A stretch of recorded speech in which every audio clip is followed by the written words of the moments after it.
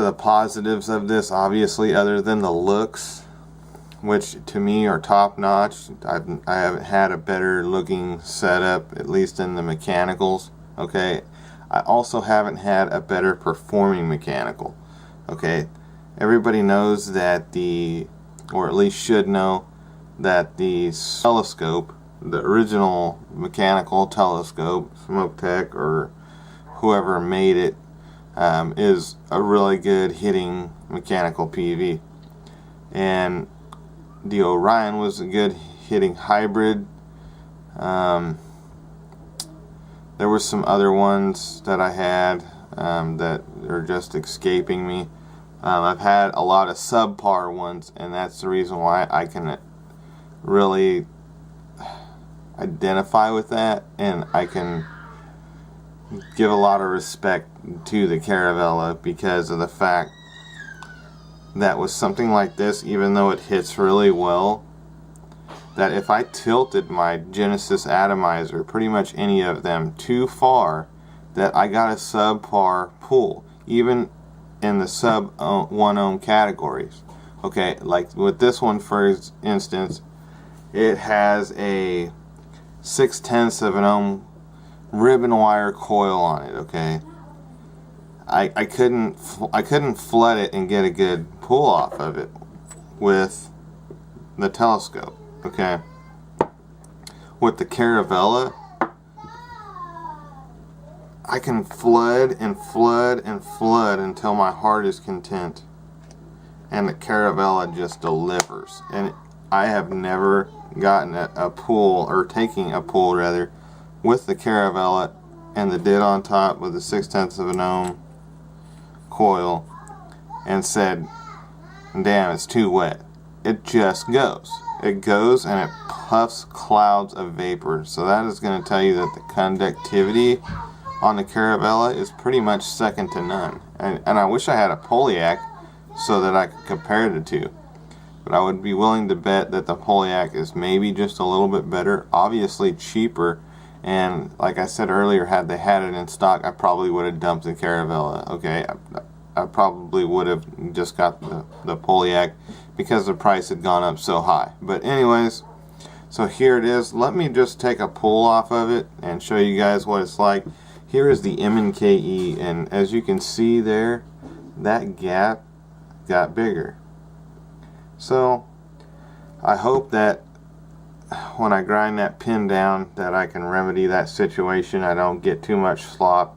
It's going to be a really, really thin line. Okay, so just a little bit at a time, working it, putting it back in, working it some more probably until it actually works. Okay, alright, so here it is in action. This is, I don't know if I can get its glory on the camera. I mean, I wish that I had the wire that I need to hook the camera up to the computer monitor. This way I could see it a little bit better, but I mean, it's beautiful without this gap on there, especially. Okay, like I said, I'm not happy with that. That shouldn't be an issue for the price. It definitely shouldn't. But performance-wise, if you know me, performance is the most important thing. Performance-wise, whoa. Alright, so let me put my money where my mouth is.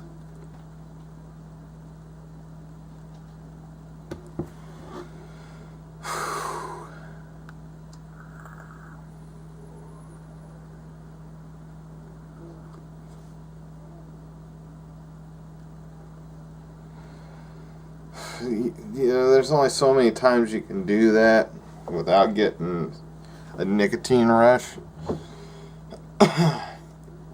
But I always said that there was that thin line where the wick, if you got a really hot coil, you want it to be saturated, because with an open intake hole on your cap and a really hot coil, 8/10 of an ohm and below, you're going to get a very high diminished rate of the taste of your juice. Okay, now when that happens, if you just saturate your coil, your wick and your coil enough, you will get the taste of your juice back. So that is one of the cool things about being able to fire this thing completely saturated, because you get the flavor of your juice every time. And if you don't get the flavor of your juice, you just tilt more. There is no in between. There is no, well, I gotta find the sweet spot kind of thing. It's just there. Okay, either you're feeding it enough juice or you're not. Okay, so that is a cool thing, and it's taken that out of the equation for me with the Caravella.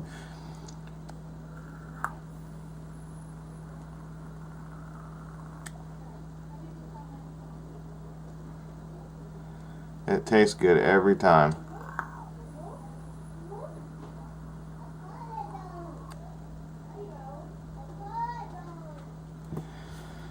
Okay, so let's take a look at some of the internals real quick, and then we'll wrap this up.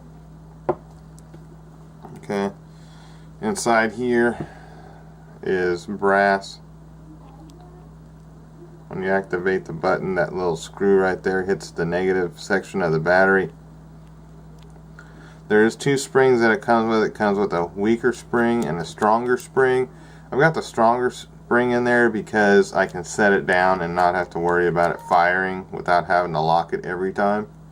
Okay, so in the harder spring, the spring with more tension, it's not a whole lot. I mean, the throw is so short that you hardly really even notice a difference. I almost wish I could have the one with less tension on there, but just the fact that it's such a short throw and it's not so much more. I mean, it's really simple. I've never been tired of holding it, and I've never been tired of pushing the button. Okay, with that being said, it puts out so much vapor that I don't have to push the button that much. Okay, so alright, there's the bottom cap section, and here is the top cap section. This right here is another one of those pins, and hopefully you can see that well enough. I don't want to spill any juice out of the atomizer. Right now I've got it on there so tight that I can't take the atomizer off. Okay, so I'd have to loosen this up at the bottom in order to do that with a little screwdriver. Okay, so I'm just trying to get that gap reduced as much as possible. However, that's not happening even doing it that way. So alright, so that's it. Oh, one thing I'm gonna forget is that this is the thing that this brass pin screws into is Durlin, which is a plastic, a hard plastic. So you want to be careful there. Okay, you don't want to be tightening it down too terribly tight. Okay, so but you want to make sure you're getting good solid connections. So if you're using a Genesis atomizer, what I do is screw the atomizer down on the cap and then put the pin in, okay, and just butt it up nice and snugly, and you're good to go. Snugly. Nice and snug. Okay, but here it is without a battery in it. Hopefully you guys can get a good view of that. Okay, and this is a sexy, sexy beast. So, as soon as I get done with this, I'm going to try to grind that pin down a little bit.